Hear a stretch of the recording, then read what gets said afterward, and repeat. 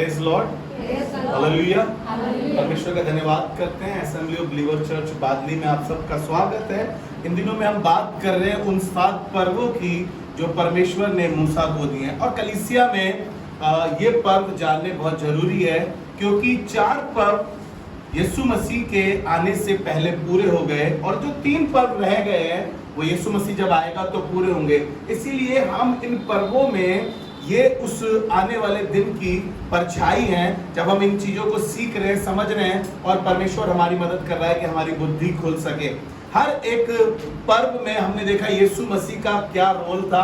आज भी जब हम इस छठे पर्व के विषय में सीखेंगे तो यहाँ पर भी हम यीशु मसीह को देखेंगे। और यीशु मसीह ने ये जो पर्व है, छठा पर्व जो है, ये पश्चाताप का पर्व है और ये पर्व अंतिम दिन के न्याय की एक परछाई है। Praise the Lord. ये जो छठा पर्व है पश्चाताप का, ये अंतिम दिन के न्याय की परछाई की एक छाप है। जब यीशु मसीह आएगा, इस बात को हर एक व्यक्ति जानता है कि जब वो आएगा तो न्याय करेगा। वो न्याय सिंहासन के सामने विराजमान होगा और हम सब का न्याय करेगा। नहीं सिर्फ ये मसीही लोग जानते हैं, इस बात को संसार के बहुत से लोग भी जानते हैं। जैसा कि हम मुस्लिम समाज के लोगों से जब बात करते हैं तो वो यीशु मसीह को ईसा सलाम करके मानते हैं और कहते हैं कि अंत के दिन में वो बादलों पर आएंगे जो जिंदे और मुर्दों का इंसाफ करेंगे। पश्चाताप एक वर्ड्स जो हम देख रहे हैं यहाँ पर अलग ही पता चल रहा है कि रिपेंडेंस होती है। पश्चाताप एक रिपेंडेंस है। गुनहगार अपने गुनाहों से माफी मांगता है। आसान शब्दों में, जब हमसे कोई गलती हो जाती है तो हम उस व्यक्ति से जिसके प्रति हमने कुछ पाप या गुनाह किया हो या कोई खिलाफत की हो तो हम इजी शब्द में बोलते हैं सॉरी, तो वो चीज सही हो जाती है ना, वो सही हो जाती है। आज हम थोड़ी सी देर चर्चा करेंगे इस छठे पर्व पे, जो परमेश्वर ने मूसा को कहा कि तुम इस 7वें महीने के 10वें दिन में एक काम करना, ये पश्चाताप का पर्व भी बनाना। और इजराइली इस पर्व को जब बनाते थे वो अपने जीव को दुख दिया करते थे, अपने आप को कष्ट दिया करते थे, क्योंकि कुछ गलतियां, कुछ गुनाह, कुछ पाप जब उनसे हुए हैं तो वो उस चीज की माफी मांगते थे। कुछ समाज में मैंने देखा है कुछ अंगारों पे चलकर माफी मांगते हैं अपने परमेश्वर से, मालूम नहीं अनजाने परमेश्वर से वो अंगारों पर चलकर माफी मांगते हैं। कुछ समाज के लोग अपने आप को लहूलुहान करते हैं और कहते हैं हमें माफ कर, पश्चाताप करते हैं। लेकिन मसीहों के लिए हर दिन पश्चाताप का दिन है। ना जाने मेरी आंखों से, ना जाने मेरी बातों से, ना जाने मेरे एक्शन से कुछ गुनाह, कुछ पाप हुआ हो और यीशु मसीह कब बादलों पर आ जाए। इसलिए मुझे और आपको रोज रिपेंट करने की जरूरत है, रोज पश्चाताप करने की जरूरत है। कहीं यीशु मसीह आ गया और हम न्याय सिंहासन के सामने खड़े हो और हमारा न्याय हमारे कामों के अनुसार और हमारे काम कहीं खराब ना हो। इसलिए हमें इस पर्व से, जो पश्चाताप का पर्व है, जो छठा पर्व है, इससे अनजान रहने की कोई जरूरत नहीं है। कलीसिया में जब इन पर्वों के विषय में बता रहे हैं, आपको बताऊं, आपको लग रहा होगा आपके शायद सर के ऊपर से जारी होगी ये बातें कई बार, लेकिन आपको बताऊं ये मेरे और आपके लिए उतनी महत्वपूर्ण, उतनी जरूरी है, क्योंकि यीशु मसीह ने कहा है खुद, वो व्यवस्था को लोप करने नहीं वरन पूरी करने आया है, पूरी करने आया है। और हम देखेंगे किस तरीके से ये 4 पर्व जो पूरे हो गए हैं, अब यीशु मसीह इस छठे पर्व को कैसे पूरे करने के लिए कह रहा है। जी मेरे साथ निकाल कर पढ़ें, ले व्यवस्था उसका 23 अध्याय उसके 26 से 32 तक पढ़ लेते हैं।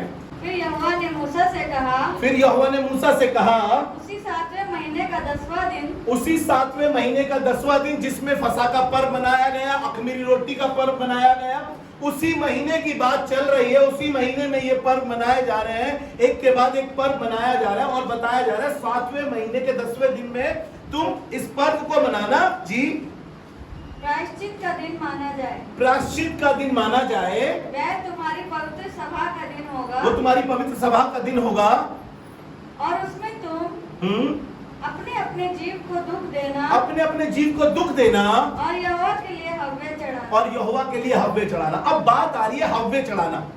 हम थोड़ी सी देर चर्चा करेंगे इस हव्वे के विषय में, क्योंकि यहाँ पर एक बात आ गई है कि तुम अपने पापों के लिए एक हव्वे चढ़ाना, यानी कि एक हवन की बात हो रही है। यहाँ पर कुछ अर्पित करने की बात हो रही है, कुछ समर्पित करने की बात हो रही है यहाँ पर।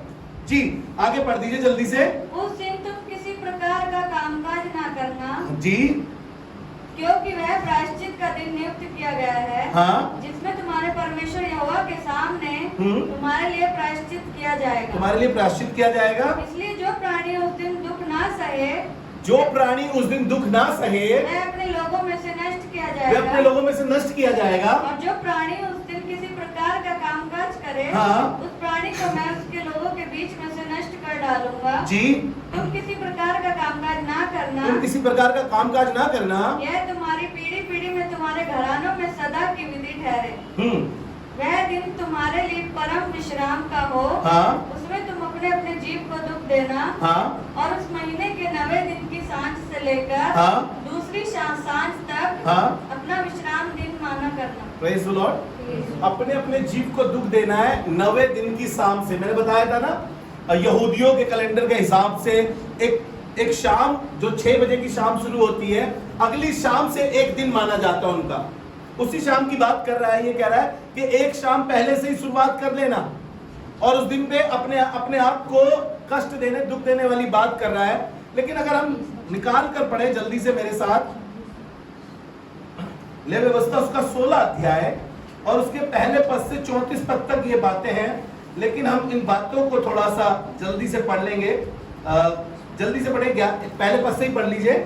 यहाँ पर एक विधि बताई गई है जो पश्चाताप की विधि थी, और लोग पश्चाताप करने के समय पे क्या करते थे, या इजरायली एक मेमना लेते थे और महायाजक उस मेमने के लहू को लेकर साल में एक बार अति पवित्र स्थान में जाता था और वेदी पे उस मेमने के लहू को क्या करता था, चढ़ाता था।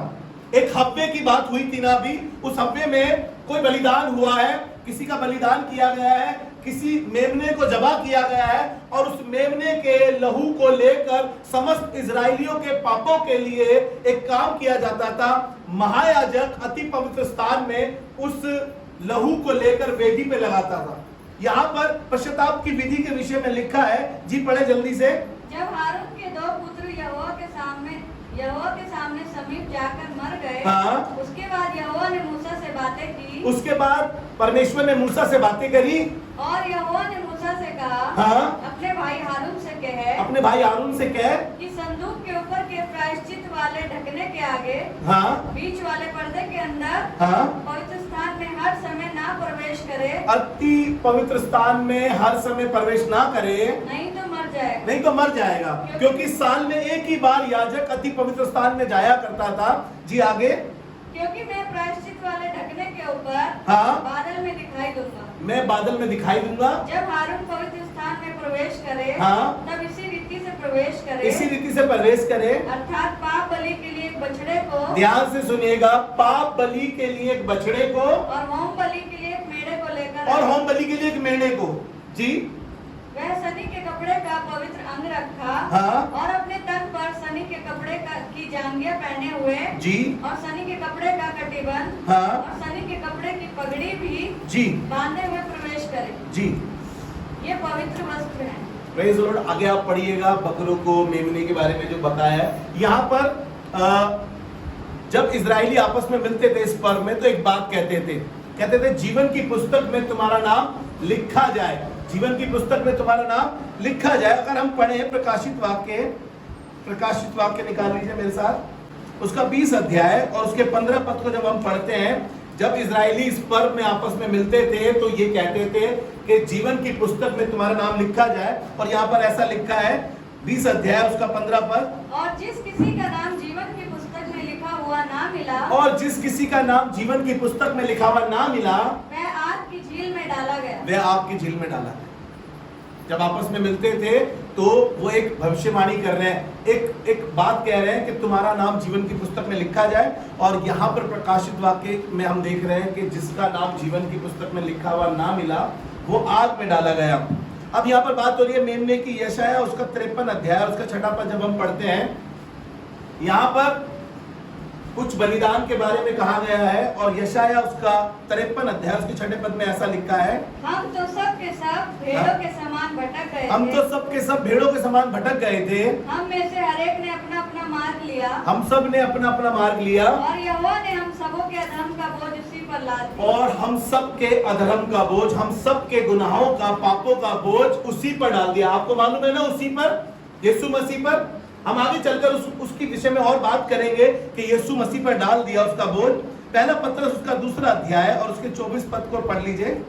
वह आप ही हमारे पापों को अपनी देह पर लिए हुए, वह आप ही हमारे पापों को अपनी देह पर लिए हुए क्रूस पर चढ़ गया, क्रूस पर चढ़ गया, जिससे हम पापों के लिए मरकर, जिससे हम पापों के लिए मरकर धार्मिकता के लिए जीवन बिताएं, धार्मिकता के लिए जीवन बिताएं। उसी के मार खाने से तुम चंगे हुए। Praise the Lord. उसी के मार खाने से हम चंगे हुए। जो बलिदान हुआ यीशु मसीह का, वो फसह का वो मेमना भी यीशु मसीह था।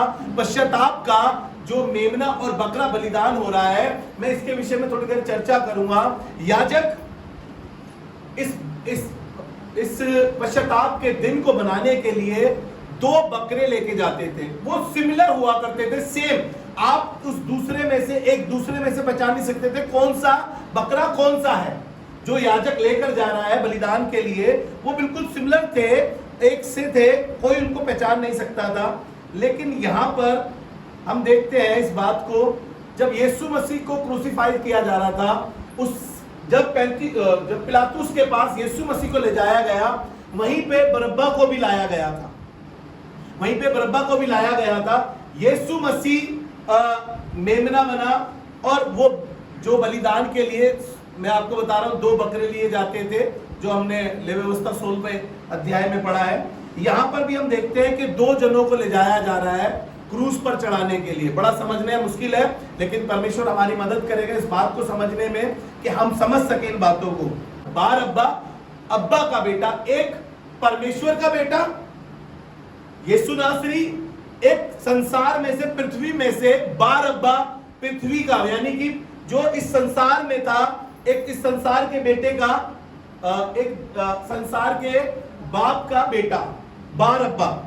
और यहां पर एक तरफ सृष्टि के, संसार के पिता का बेटा जो यीशु नासरी है, वो खड़ा हुआ है, और दूसरी ओर पृथ्वी के अब्बा का बेटा जो बरअब्बा खड़ा है पिलातुस के सामने।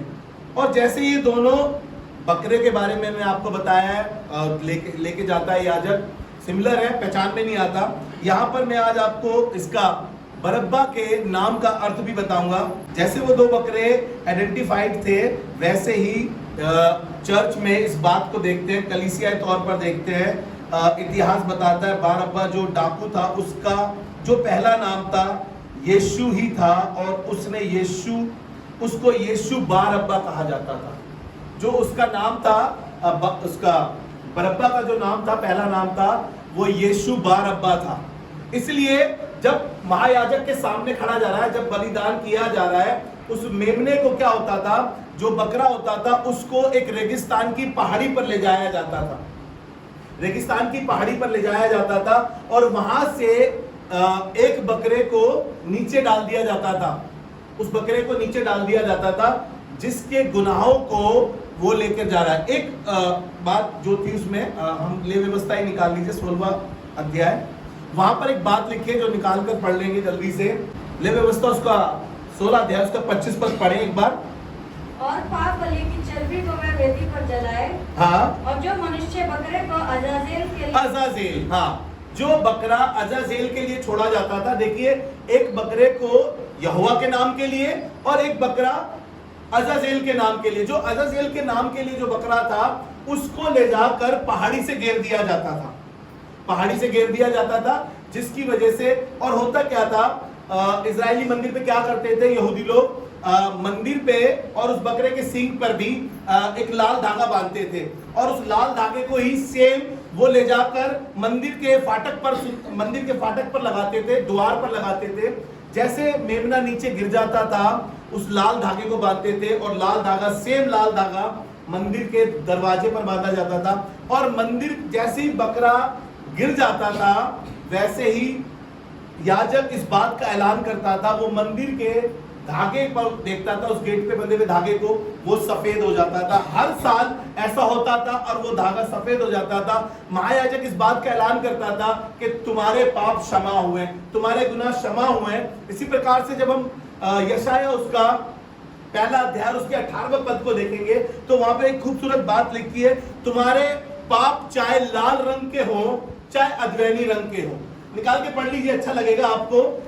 यशाया उसका पहला अध्याय उसका 18 पद। यहां पर हम बात कर रहे हैं उन दो बकरों की जो अजाबेल और यहोवा के नाम के लिए छोड़ा जाता था। जी निकाल लीजिए, यशाया उसका पहला अध्याय उसके 18 पद में ऐसा लिखा है, यहोवा यूं कहता है, आओ हम आपस में वाद विवाद करें। तुम्हारे पाप चाहे लाल रंग के हो तो भी वे हिम के समान उजले हो जाएंगे। Praise the Lord.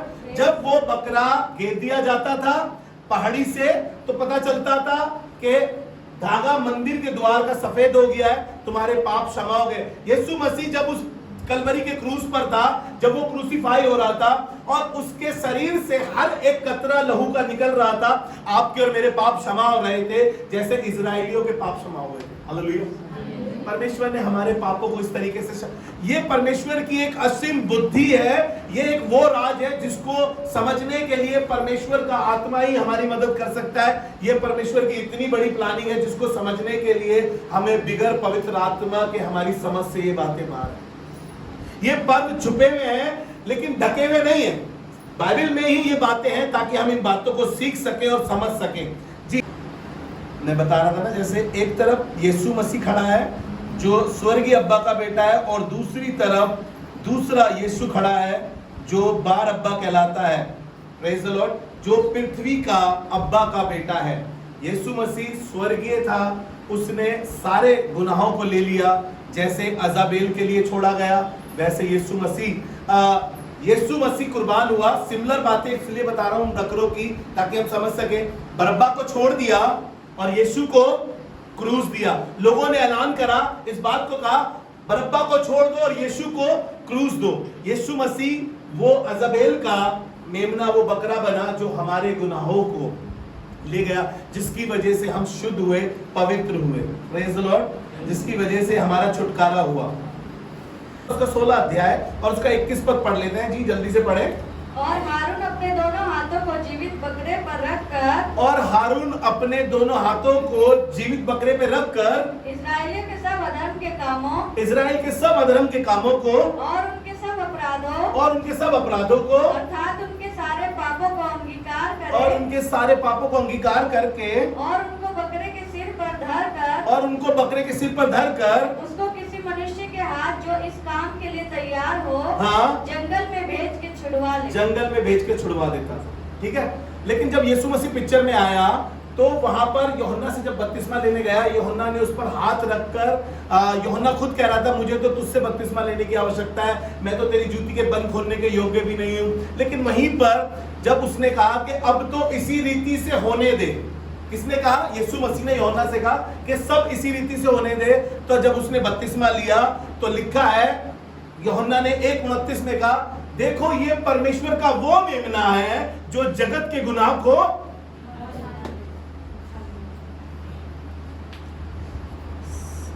Thank you Jesus, ये जगत का वो परमेश्वर का वो मेमना है जो जगत के गुनाह को उठा ले जाता है। हालेलुया। यहां पर पश्चाताप के दिन में जो विधि थी, हम देखते हैं यीशु मसीह उस विधि को पूरा करता हुआ दिखाई दे रहा है। हालेलुया। जो पश्चाताप के दिन की विधि थी, उस विधि को हम यीशु मसीह जब बपतिस्मा ले रहा है पूरा होते हुए देख रहे हैं, और यीशु मसीह जगत के गुनाह को उठाकर ले जा रहा है। हालेलुया। मैं थोड़ा स्टडी कर रहा था, पढ़ रहा था इन चीजों को, मुझे इतना अच्छा लग रहा था, बाप मैं ये भी लिख लूं, मैं ये भी लिख लूं, ये अच्छी बात है, ये भी अच्छी बात है। अब बताओ एक और अच्छी बात, अभी मैंने बताया कि हमने यशाया में वो बात पूरी होते हुए देखा है, जब इजराइलियों के पाप क्षमा होते थे तो महायाजक आकर बताता था कि परमेश्वर ने तुम्हारे पाप क्षमा किए हैं। यशाया 1:18, चाहे तुम्हारे पाप कैसे ही रंग के क्यों ना हो, लेकिन वो हिम के समान क्या हो जाएंगे? श्वेत हो जाएंगे। और यहाँ पर जब यहूदी प्रथा में क्या था, जब किसी का जवान बच्चा मरता था क्या? जब किसी का जवान बेटा मरता था तो क्या होता था? बाप अपने कपड़े फाड़ देता था, बाप अपने कपड़े फाड़ देता था और कैरिया अनुष्ठान यानी कि मातम का अनुष्ठान, बाप अपने कपड़ों को फाड़ देता था जब यहूदियों के खानदान में कोई जवान बच्चा मरता था। शायद आपको याद होगा याकूब पे जब उसकी खबर आई यूसुफ की, तो उसने अपना बागा फाड़ दिया क्योंकि उसका जवान बच्चा था। और जब उसके भाइयों ने वो खून से लदा हुआ बागा जो वो पहनता था, जो उसके बाप ने याकूब ने यूसुफ को बड़ी मोहब्बत से दिया था, उस बागे को जब उसके भाइयों ने एक मेमना एक वो मारकर जानवर मारकर उसमें लाद दिया, गड्ढे में यूसुफ को डाल दिया और अपने बाप से जाकर कह दिया कि देख तेरा बेटा ये मर गया है, शायद इसको कोई जंगली जानवर खा गए।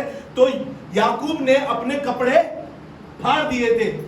निकाल कर पढ़े मेरे साथ उत्पत्ति की पुस्तक उसका 37 अध्याय उसका 34 पद, यहाँ पे ऐसा लिखा है जी, पढ़े। तब याकूब ने अपने वस्त्र फाड़े, तब याकूब ने अपने वस्त्र फाड़े और कमर में टाट लपेटा, और कमर में टाट लपेटा, और अपने पुत्र के लिए बहुत दिनों तक विलाप और अपने पुत्र के लिए बहुत दिनों तक विलाप करता रहा। ये एक प्रथा थी यहूदियों में, जब किसी का जवान बच्चा मरा तो उसने अपने क्या करे? कपड़े फाड़ लिए। आपको जल्दी से लेकर चलूंगा, समाप्त करने पर हूं इस पश्चाताप के पर्व के विषय में जो मैं बता रहा हूं। ये अंतिम दिन के न्याय की छाप है, वहीं से खत्म कर दूंगा जल्दी से इस बात को। जैसा यहूदियों में ये प्रथा थी, इस काम को करते थे जब किसी जवान का बच्चा, किसी जवान बच्चे की मृत्यु होती थी। आपको याद होगा, निकाल के पढ़े मेरे साथ मत्ती रचित सुसमाचार उसका 27 अध्याय और उसका 57 वर्ष निकाल कर रखे। जब यीशु मसीह को क्रूस पर चढ़ाया जा रहा था, बिल्कुल वैसे ही जब उस मेमने को रेगिस्तान में ले जाया जा रहा था, उसको छोड़ा जा रहा था, उस पहाड़ी पर से गिराया जा रहा था, यीशु मसीह को भी उस पहाड़ी पर ले जाया गया उसको क्रूसीफाई करने के लिए। और यहाँ पर एक बड़ा कार्य हुआ है और बाप ने वो यहूदी जो प्रथा थी उसको करते हुए दिखाया है और बहुत अच्छी बात है ये। और यहाँ पर ऐसा लिखा है, और देखो जब यीशु मसीह ने अपने प्राण छोड़े, जब यीशु मसीह ने अपने प्राण त्याग दिए तो एक जोर से आवाज आई और लिखा है यीशु मसीह ने जब जोर से चिल्लाकर कहा तो मंदिर का पर्दा ऊपर से, आपको मालूम है जब किसी का जवान बच्चा मरता था वो ऊपर से अपना कपड़ा फाड़ता था। और यहाँ पर बाइबल में लिखा है कि जब यीशु मसीह ने पुकार कर कहा तो ऐसा हुआ कि मंदिर का पर्दा ऊपर से लेकर नीचे तक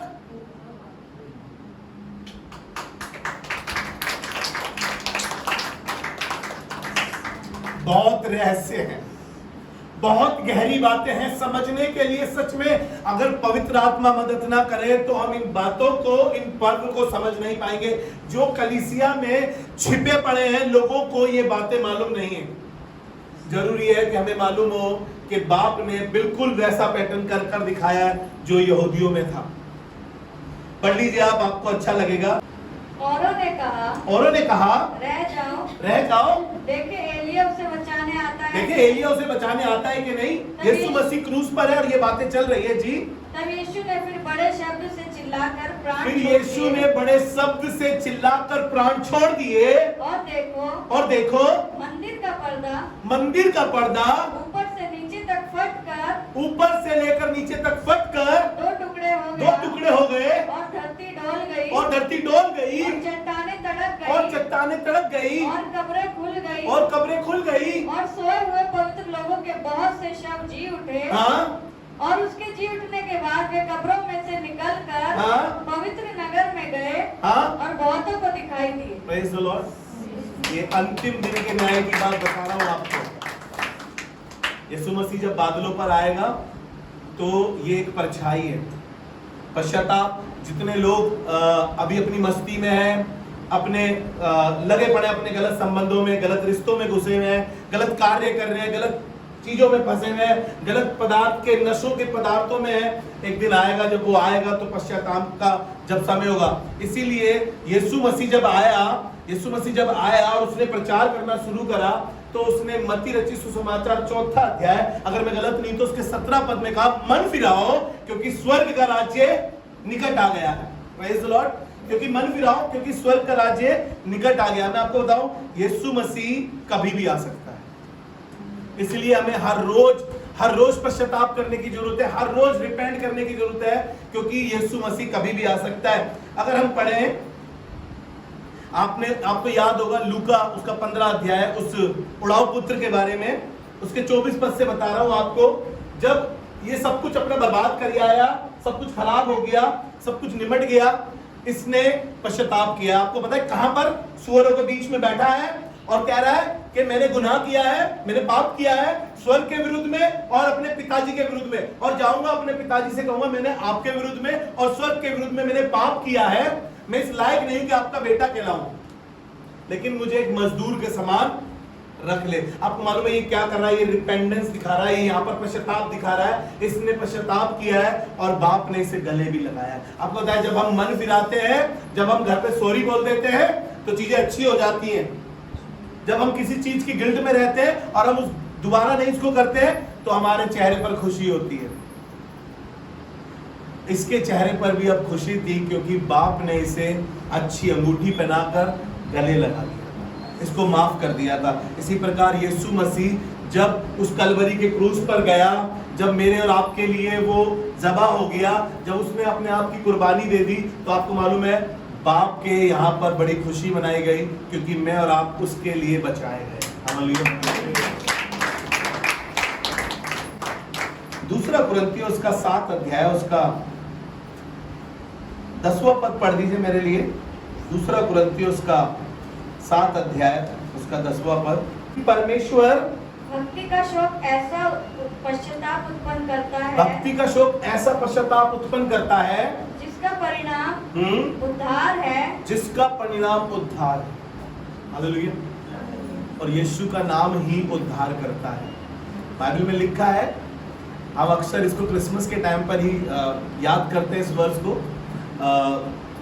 पहला अध्याय मत्ती का, उसका 21 अध्याय, कि तू उसका नाम यीशु रखना, क्योंकि वो अपने लोगों का उनके पापों से उद्धार करेगा। हालेलुया। यीशु मसीह हमारे उद्धार के लिए इस धरती पर आया, और यीशु मसीह पश्चाताप का वो मेमना बना, और यीशु मसीह अब की बार जब आएगा तो ये पर्व मनाया जाएगा, और लोग छाती पीटेंगे, लोग अपने आप को पीड़ित करेंगे क्योंकि हमें माफ कर दे। लेकिन बाइबल में एक खूबसूरत बात लिखी है, मैं आपको पढ़ाकर जल्दी से उस बात को खत्म कर दूंगा। मत्ती रचित सुसमाचार उसका 18 अध्याय और उसके 8वें पद से पढ़ रहे हैं। यहाँ पे ऐसा लिखा है, पश्चाताप के विषय में पढ़ रहे हैं। जी पढ़े। कि तेरा हाथ या तेरा पाँव हाँ तुझे ठोकर खिलाए तो उसे काट फेंक।